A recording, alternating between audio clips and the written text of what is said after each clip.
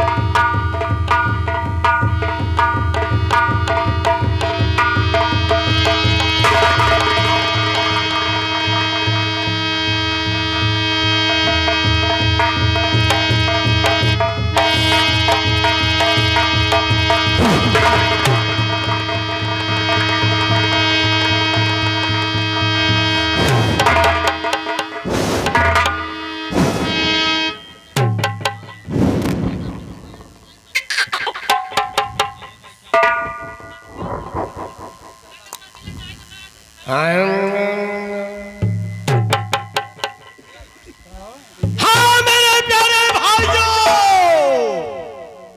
अब हम आप लोग के सेवा में उपस्थित हो चुके हैं।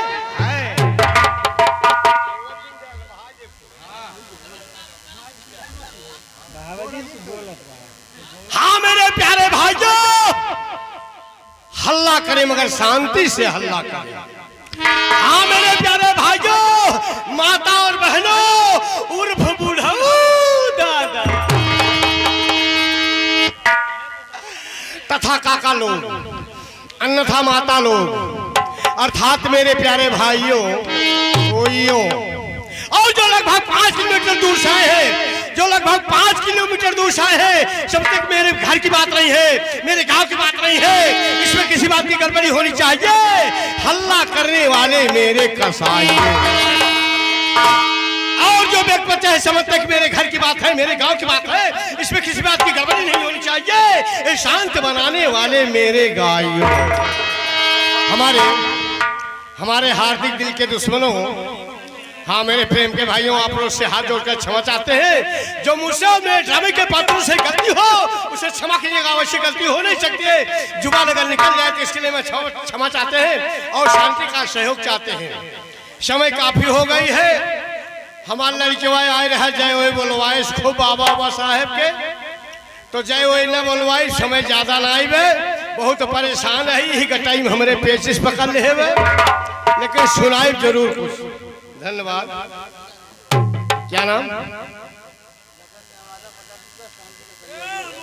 धन्यवाद। आ गए हमारे माननीय श्री आ गए हमारे भैया माननीय श्री लखन, ग्राम नेवादा के निवासी हैं। श्रीमान की तरफ से, भैया की तरफ से इसमें से 50 रुपए का पुरस्कार है और शांति का व्यवस्था चाहिए, तो अभी आपको मिलेगा फुटकर, चिंता ना करें। हाँ तो मेरे बंधु, अब आप लोग देखा तो ये जैसे वही जब इन्हें आए रहे नाचाए, दूठे लवंडा रहे, दूठे लड़की रहे, तो जैसे उन्होंने आए तैसे मोबाइल शुरू कर दिए। तो थोड़ा से मोबाइल के बारे में सुन ले, समय कम है, मोबाइल के बारे में सुने कि आजकल मोबाइल की क्या हाल है। मोबाइल तो 80% गड़बड़, खाली 20% सही है।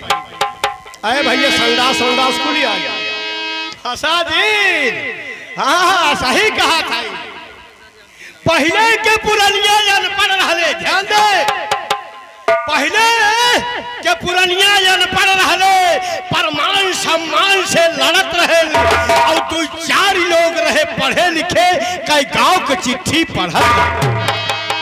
धीरे धीरे हर गांव में, धीरे धीरे हर गांव में खंभा पर टेलीफोन गए, और पीसीओ से मनई बतियावे खाना एकदम सुन।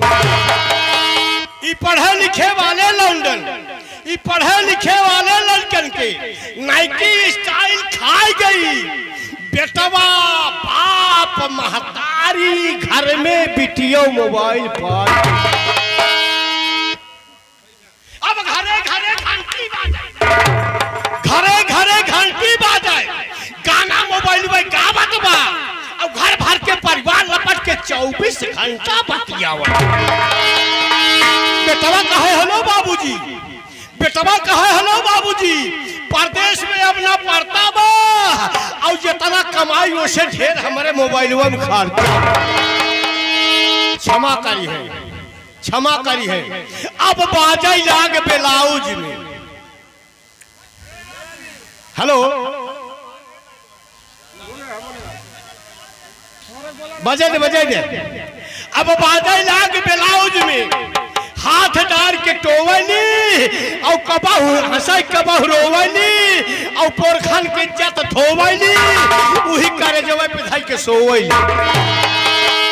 आजकल के नई पीढ़ी कि लौंडे हमनिन के समझा गुरु हो गए, यहर मोबाइल वहर मोबाइल, प्रेम कहानी शुरू।